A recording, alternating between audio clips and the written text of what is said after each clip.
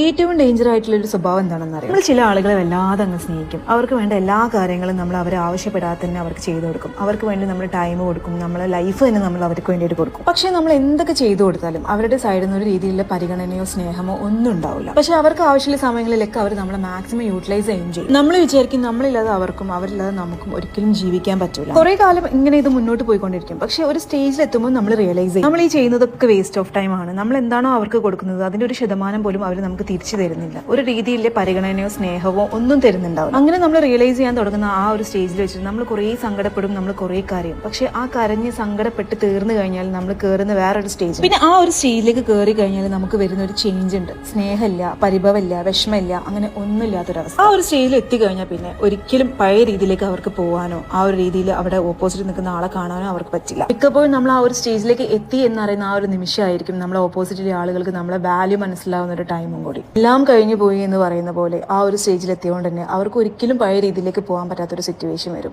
മനുഷ്യന്മാർക്ക് കിട്ടുന്ന ചില അനുഭവങ്ങളിലൂടെ അവരവരുടെ ക്യാരക്ടറിനെ മാറ്റാൻ തുടങ്ങി കഴിഞ്ഞു കഴിഞ്ഞാൽ അവരെവിടെയാണോ ഫിക്സ്